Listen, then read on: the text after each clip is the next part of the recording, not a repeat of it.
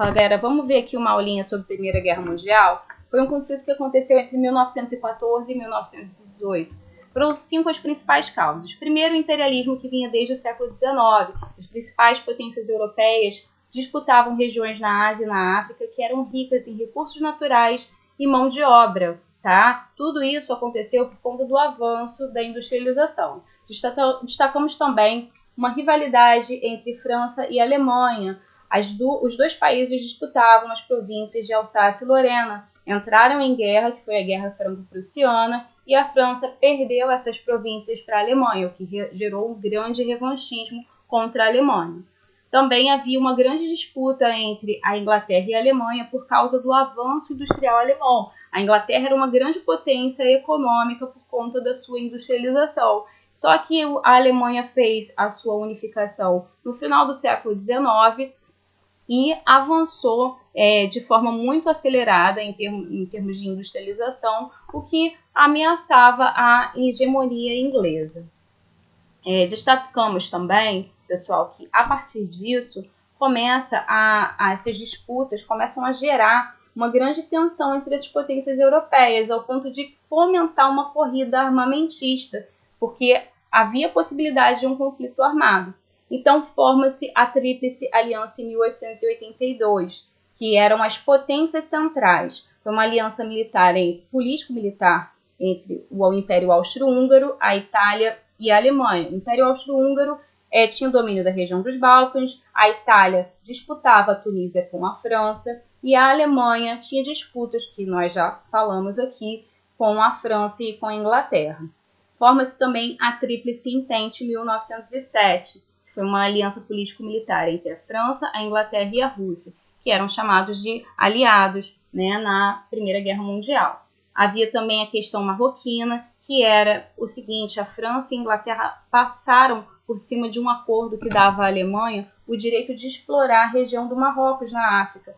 E aí a França tinha o apoio da Inglaterra para o domínio do Marrocos e a Inglaterra tinha o apoio da França para explorar o Egito. Uma mão lavava a outra e excluía a Alemanha da jogada. O que foi a questão balcânica? Com a desagregação do Império Turco-Otomano, a região dos Balcãs virou um palco de disputas imperialistas, que era, de um lado, a Rússia e, do outro lado, o Império Austro-Húngaro, aliado à Alemanha. O que aconteceu? A Rússia defendia o pan-eslavismo, porque assim dominaria a região do Mar Negro até o Mar Egeu. E o Império Austro-Húngaro defendia o domínio otomano, e a Alemanha tinha o plano de construir uma estrada de ferro de Berlim até Bagdá para ter acesso ao petróleo do Golfo Pérsico.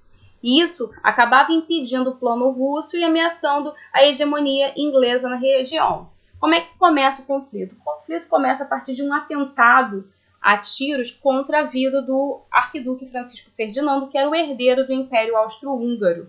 Em 1914, em visita a Sarajevo, capital da Bósnia, ele sofre um atentado. Aqui tem as fotos da pessoa que cometeu o atentado, sendo contido pelos guardas. Aqui uma representação do atentado.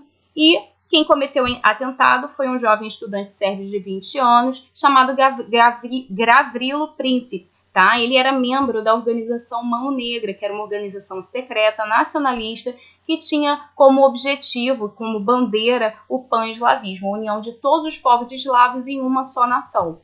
Esses eram os povos eslavos, olha. E o objetivo do pan-eslavismo, essa era a bandeira do pan-eslavismo, era unir todos esses povos para formar uma grande nação, que era a Grande Sérvia. Assim começa a Guerra de Movimento. O que foi a Guerra de Movimento? Baseados no Plano Schlieffen, os alemães eles partem de lá e começam uma ofensiva pelo Ocidente. Atravessam a Bélgica, que era território neutro, e chegam à França. Só que eles não conseguem dominar, o objetivo era dominar Paris, eles não conseguem. Por quê? Porque a Inglaterra declara guerra à Alemanha e se alia aos franceses para conter as forças alemãs. E a Rússia acaba atacando a Alemanha na parte oriental. E isso acabou gerando uma divisão das forças alemãs. A gente vê aqui nesse mapa como seria o plano Schlieffen. Os alemães partiriam, da Alemanha e dominariam a região aqui de Paris, mas não deu certo. eles acabam perdendo na Batalha de Marne. A Batalha de Marne acontece em 1914, setembro de 1914, quando a Inglaterra se alia aos franceses em defesa ali da região, né, e acaba contendo o avanço das tropas alemãs. A guerra, a partir de então, com o fracasso do plano alemão, foram construídas trincheiras, né, e a guerra começa a ser a partir daí. Né?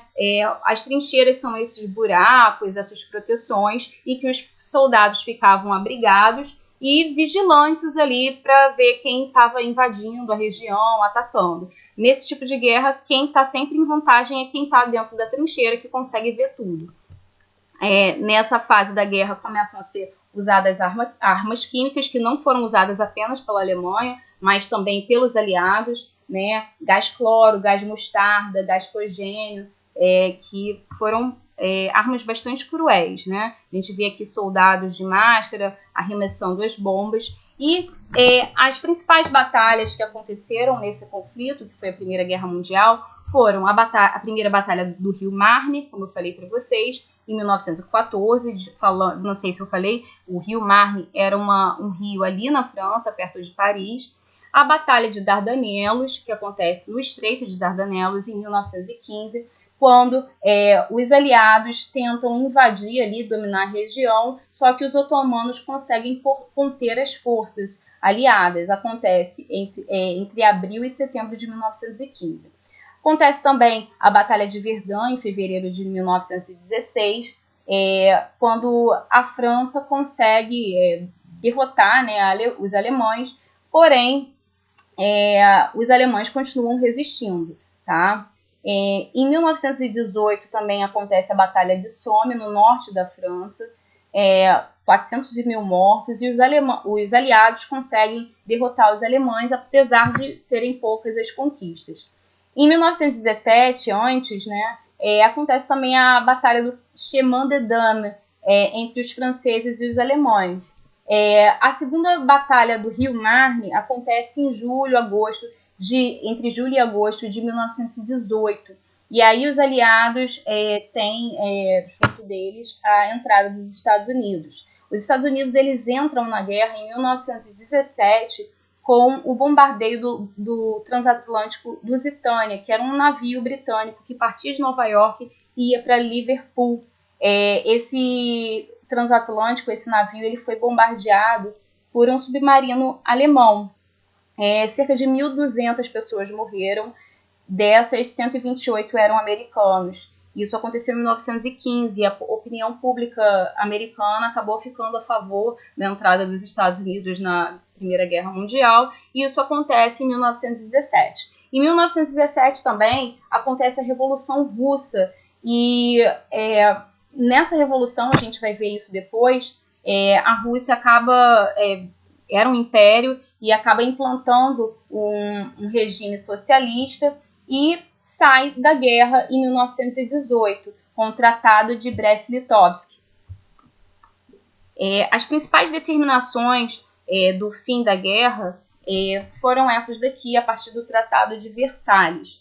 O Tratado de Versalhes foi celebrado no Palácio de Versalhes, na França, numa reunião presidida pelo presidente Wilson dos Estados Unidos, Lloyd George da Inglaterra e o Clemenceau da França.